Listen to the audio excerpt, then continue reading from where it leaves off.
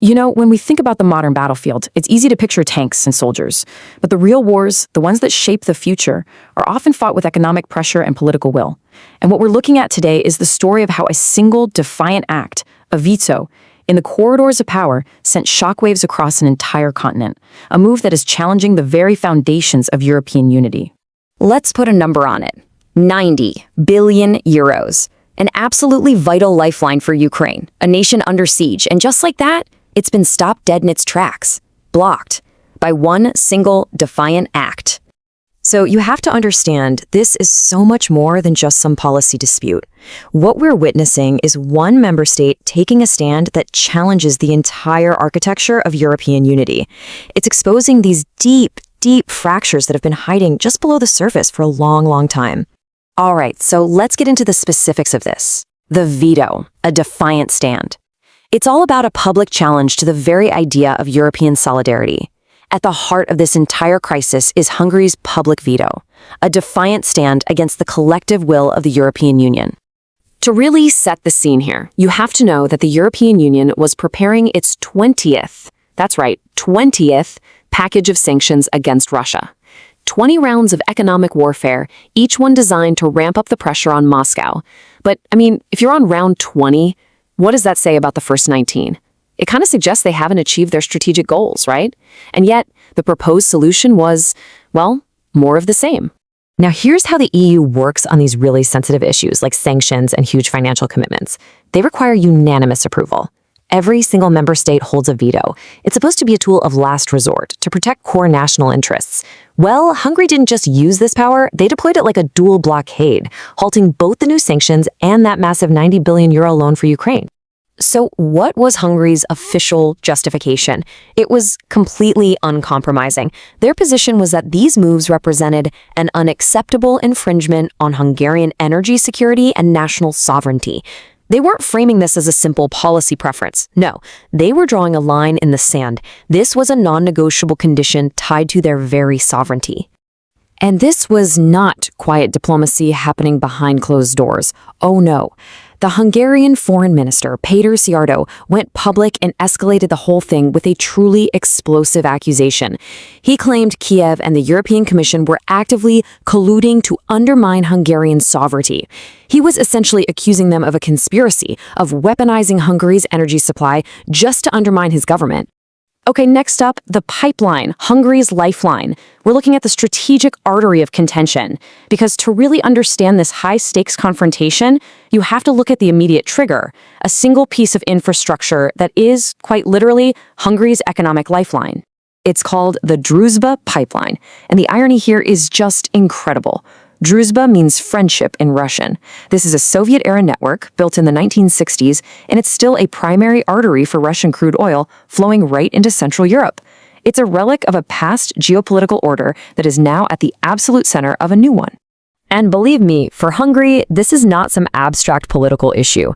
We're talking about 65%, nearly 2/3 of their oil flowing from this single pipeline. This isn't a choice they made recently, it's a legacy of infrastructure built decades ago. It's a structural dependency that forms the very foundation of their national energy security. The flashpoint came when Ukraine decided to suspend the transit of Russian oil through its territory. And from Kyiv's perspective, the logic was brutally simple. The transit fees Russia pays help fund their war economy. Ukraine was essentially saying, we will not facilitate the sale of oil that funds a war against our own people. And right here, you see two completely irreconcilable realities. For Ukraine, this was a necessary act of economic self-defense. For Hungary, it was seen as an outrageous violation of international agreements, a deliberate attack on its energy security, engineered by countries that are supposed to be its allies. Let's pull back the lens a bit. Now we'll cover the deep divide, a history of friction. Because this pipeline dispute, it didn't just pop up out of nowhere. It's a symptom of a much deeper strategic divide, born from long-simmering tensions and historical grievances that have defined Hungary's relationship with external powers. To really get why Hungary is doing this today, you have to look at its past. 40 years under Soviet domination forged a deep national resistance to any external authority dictating policy from afar.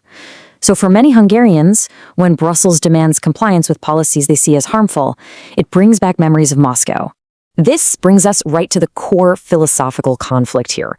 It's a clash of strategic doctrines. The Brussels doctrine is that collective European unity has to come before the narrow interests of any single member state. But Hungary is rejecting that. They are asserting a counter doctrine that core national interests and sovereign authority are absolute and non-negotiable. So if you really boil it down, Hungary's defiance rests on four key pillars. There's that historical memory, a resistance to what they perceive as a new Moscow. There's the hard energy reality of their dependency on Russian oil. There's a political calculation, standing up to Brussels is actually popular at home. And finally, there's a genuine strategic disagreement, a core belief that the EU's Russia policy is a costly failure. This all brings us to our final section, the fracture, Europe's future. And this is a big one. It's an existential challenge because the implications of this veto go far beyond a single funding package. It represents a potential fracture in the entire European project itself. The EU's whole approach to this war has been built on presenting a united front. That narrative of unbreakable Western unity was absolutely essential for maintaining public support and projecting strength. Well, Hungary has just publicly shattered that narrative. They've demonstrated that European unity is a conditional state, not an absolute reality.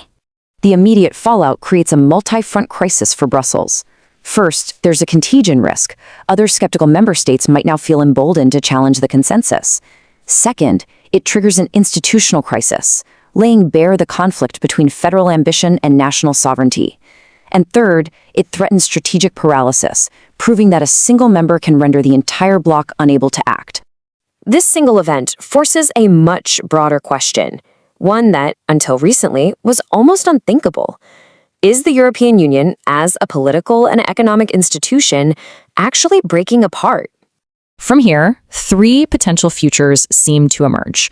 One is a slow disintegration, where vetoes become common and the EU is just hollowed out from within. Another is a multi-tier Europe, with a tightly integrated core and a more loosely associated periphery. Or you could see a forced centralization, where Brussels tries to eliminate the national veto to prevent future paralysis, which could risk an even bigger backlash. Ultimately, you can distill this entire conflict down to a single, powerful dynamic. This is a moment where the fundamental concept of the nation-state and its right to self-determination is reasserting itself against the project of a supranational federalized authority. In the end, Hungary's veto isn't just about a pipeline or a loan. It's about whether a diverse collection of nations can truly function as one when faced with real costs and conflicting interests. This is the ultimate test. And the answer to that question, which is being forged in this crisis right now, will determine the future of Europe for a generation to come.